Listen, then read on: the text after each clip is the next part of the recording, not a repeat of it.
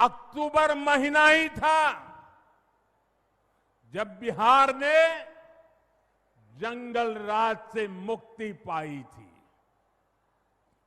नीतीश जी के नेतृत्व में एनडीए का सुशासन शुरू हुआ था, लेकिन उस दौर में 10 साल तक केंद्र में कांग्रेस आरजेडी की सरकार रही। कांग्रेस आरजेडी ने नीतीश जी के सामने भांति भांति के रोड़े अटकाए। बिहार का नुकसान करने में दिल्ली में बैठी हुई कांग्रेस और आरजेडी की सरकार ने 10 साल तक कोई कमी नहीं रखी थी। आरजेडी बिहार के आप लोगों से बदला लेती रही कि आपने नीतीश जी को वोट क्यों दिया, नीतीश जी की सरकार क्यों बनाई। हालात तो ये थी कि ये आरजेडी वाले कांग्रेस को आए दिन धमकाते थे, धमकी देते थे कि अगर बिहार में आपने नीतीश जी की एक भी बात मानी, भाजपा एनडीए की एक भी बात मानी, बिहार में अगर कोई प्रोजेक्ट दिया तो फिर आरजेडी कांग्रेस का समर्थन तोड़ देगी और सरकार गिर जाए, ऐसे डराते थे।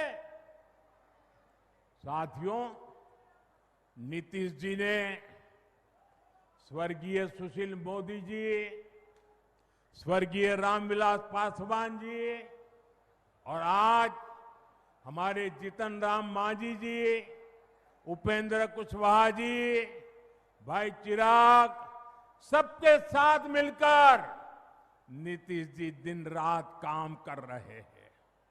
बिहार को उस बड़ी मुसीबत से बाहर निकाला है। अब 2024 के बाद से बिहार में विकास का एक नया दौर शुरू हुआ है। आज बिहार का ऐसा कोई कोना नहीं है जहां विकास का कोई न कोई काम न हो रहा है। आप किसी भी दिशा में 50-100 किलोमीटर चले जाइए, आपको केंद्र सरकार या तो राज्य सरकार द्वारा कोई न कोई विकास का काम चलता हुआ दिखाई देगा। साथियों, एनडीए सरकार सड़क, बिजली, पानी, इंटरनेट, गैस कनेक्शन, इनको सिर्फ सुविधा नहीं मानती, ये सशक्तिकरण के, समृद्धि के भी माध्यम है। इनसे श्रमिकों को, इंजीनियरिंग को, मैकेनिक को, ऑटो रिक्शा, ट्रक, टैक्सी चलाने वाले को रोजगार मिलता है। किसान की, पशुपालक की उपज सही समय पर बड़े बाजार तक पहुंच पाती है और इसलिए बीते 10-11 वर्षों से ऐसे इंफ्रास्ट्रक्चर पर अभूतपूर्व निवेश किया जा रहा है। मैं आपको एक आंकड़ा देता हूं, लेकिन आप याद रखोगे क्या? मैं एक आंकड़ा देता हूं, आप याद रखोगे? जरा मुझे जोर से बताइए, आप याद रखोगे?